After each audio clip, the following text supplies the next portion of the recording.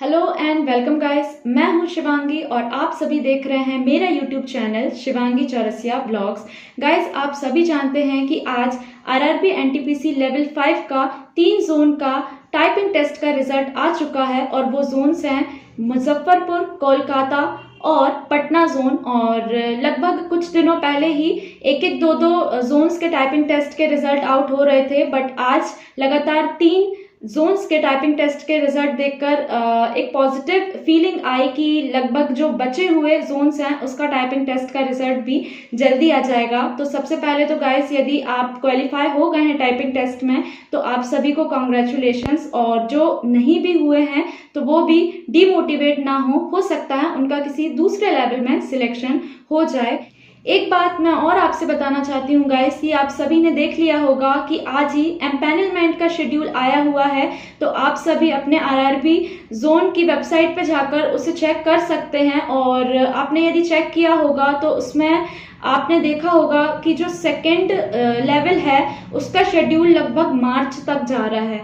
इसका मतलब ये है कि जैसे मैंने अपने प्रीवियस वीडियो में बताया हुआ था कि हर लेवल का यदि रिजल्ट, डॉक्यूमेंट वेरिफिकेशन और दो डीवी लिस्ट आने में लगभग 2 से 3 मंथ लग रहे हैं, तो 6 लेवल के अकॉर्डिंग आप अंदाजा लगा सकते हैं कि पूरी प्रोसेस होने में कितना टाइम लगेगा। क्योंकि देखिए, ये कैंडिडेचर वाला जो एक मुद्दा था, या मैं कहूँ कि कैंडिडेचर के लिए एक लेवल में जब तक कैंडिडेट क्वालिफाई नहीं हो जाते उनको एक रिजर्व सीट नहीं मिल जाती है, और तो दूसरे लेवल की फुल प्रोसेस नहीं हो सकती है। ये मैंने आपको बताया हुआ था, और मैंने अपने प्रीवियस वीडियो में ये भी बताया था कि ये प्रोसेस थोड़ी लंबी जाने वाली है, क्योंकि हम जानते हैं कि लेवल कई हैं और एस्पिरेंट ऐसे हैं जिनके कई लेवल क्वालिफाई हो गए हैं। और आज एम्पैनलमेंट शेड्यूल देखकर ऑफिशियली आपको बिलीव भी हो गया होगा कि देखिए, लेवल 2 के रिजल्ट और डॉक्यूमेंट वेरिफिकेशन के लिए किसी स्टूडेंट को 2023 के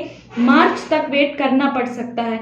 अब देखिए गाइस, 2-2, 3-3 महीने कुछ कम नहीं होते हैं। जो कैंडिडेट होते हैं वो प्रिपरेशन करते हैं और अपने पॉजिटिव रिजल्ट का ही वेट करते हैं, बट इतना समय तक वेट करने के बाद भी यदि उस स्टूडेंट को नेगेटिव रिजल्ट मिलता है तो सबसे ज्यादा गुस्सा उस चीज पे आती है। अगर मैं बात करूं वैकेंसीज की, तो 2019 में यदि वैकेंसीज आई थी और पूरी ज्वाइनिंग होते होते तक, पूरी प्रोसेस होते होते तक 2023 लगने वाला है, तो आप खुद सोचिए कि ये कोई 5 ईयर प्लान नहीं है कि कोई कैंडिडेट इतना वेट करेगा। और जो कैंडिडेट न्यू थे वो तो वेट कर ही सकते हैं, बट हर कैंडिडेट की सिचुएशन एक जैसी नहीं होती है, और ना ही उनका टाइम पीरियड ऐसा होता है कि वो हमेशा पढ़ते ही रहें। तो ये स्टूडेंट के फ्यूचर का सवाल होता है। तो मैं प्लीज गाइस उन कैंडिडेट को बोलना चाहूंगी जो अभी सिलेक्ट नहीं हुए हैं या अपने रिजल्ट का वेट कर रहे हैं, कि आप यदि ग्रुप डी एग्जाम एस्पिरेंट भी हैं या फिर आप कोई दूसरे एग्जाम की तैयारी कर रहे हैं, तो प्लीज आप उसे आगे लेकर जाइए, आप वो तैयारी करिए। सिर्फ उस रिजल्ट का वेट मत करिए जैसा मैं कर रही हूँ। मैं सिर्फ रिजल्ट का वेट नहीं कर रही हूँ, साथ साथ में मैं अपनी स्टडी भी कर रही हूँ, जैसा कि मैंने अपने पहले के वीडियो में बताया हुआ है। तो आपके लिए भी यही सही रहेगा, क्योंकि अपने फ्यूचर के साथ कोई रिस्क आप लोगों को नहीं लेना चाहिए।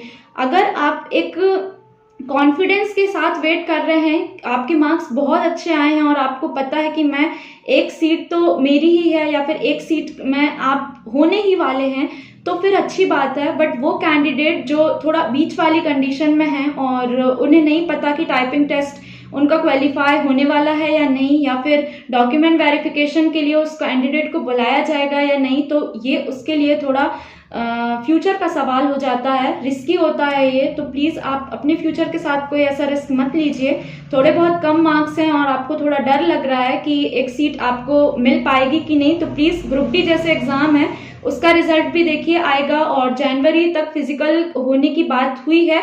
तो जनवरी में यदि फिजिकल होगा तो इसका मतलब ये है कि एनटीपीसी की प्रोसेस भी चलने वाली है और ग्रुप डी की प्रोसेस भी उसी ड्यूरेशन पर चलने वाली है। तो यदि आप फिजिकल में बहुत अच्छे हैं और आपके नंबर भी अच्छे आ रहे हैं आंसर की चेक करने में, तो आप प्लीज फिजिकल की तैयारी कर लीजिए। तो हो सकता है कि यदि आपका एनटीपीसी में नहीं तो ग्रुप डी में तो हो ही जाएगा, बट कोई रिस्क मत लीजिए, क्योंकि मैंने जैसा कहा और आप सभी लोगों ने देख भी लिया कि मार्च तक चलने वाली है प्रोसेस। तो आप प्लीज रिजल्ट टाइम पर छोड़ दीजिए। रिजल्ट आएगा तो आपको पता चल ही जाएगा, बट आप दूसरा एग्जाम दे चुके हैं, ग्रुप डी एग्जाम दिया है, तो आप उसके फिजिकल की तैयारी कर लीजिए तो वो बेस्ट होगा। और बाकी रिजल्ट का वेट तो सभी स्टूडेंट करते हैं।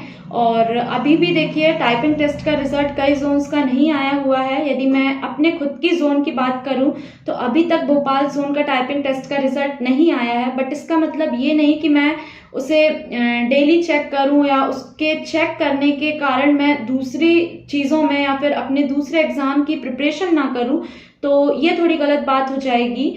और रिजल्ट तो टाइम पर आ ही जाएगा, बट रिस्क नहीं लेना है आप लोगों को। और मैंने पहले ही बताया हुआ था कि प्रोसेस थोड़ा सा लंबी है और स्टूडेंट को थोड़ा पेशेंस रखने पड़ेंगे।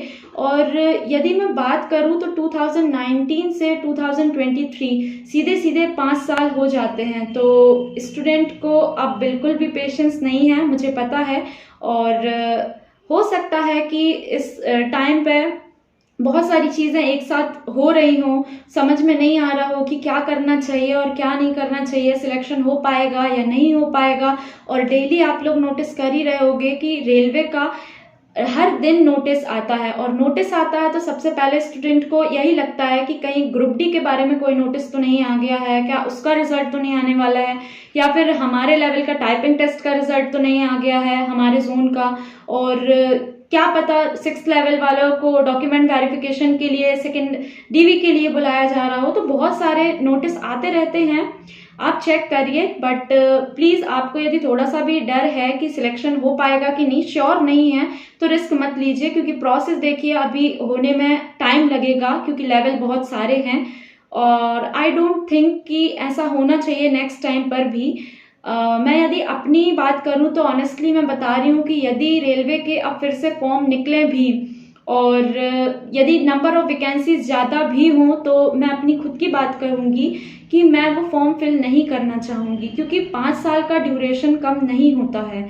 तो इससे अच्छा है कि आप किसी दूसरे एग्ज़ाम की तैयारी कर लें, या फिर आप तैयारी कर ही रहे हैं तो ऐसे तैयारी करें कि एक बार में ही आपका सिलेक्शन हो जाए, वो बेस्ट होता है। बट 5 साल देकर किसी स्टूडेंट का यदि उस एग्ज़ाम में सिलेक्शन नहीं होता है या फिर वो रिजेक्ट हो जाते हैं, तो इससे ज़्यादा दुख की बात कोई नहीं होती है। तो प्लीज़ गाइस इस बात का ध्यान रखिए। बाकी कमेंट सेक्शन पे ज़रूर बताइएगा जिस जिस जोन के टाइपिंग टेस्ट के रिजल्ट आ गए हैं, तो उन कैंडिडेट्स का सिलेक्शन हुआ या नहीं, वो क्वालिफाई हुए या नहीं। बाकी डिपेंड करता है कि आप सिलेक्ट रिजल्ट के लिए होते हैं या नहीं, वो कट ऑफ पे डिपेंड करेगा। चलिए गाइस आज की वीडियो में इतना ही, मिलते हैं नेक्स्ट वीडियो में। मेरे चैनल को लाइक, सब्सक्राइब एंड शेयर करना मत भूलिएगा, और बेल आइकन को भी ज़रूर प्रेस कर दीजिएगा ताकि लेटेस्ट वीडियोस के नोटिफिकेशन आप तक सबसे पहले पहुंचे। Thank you so much.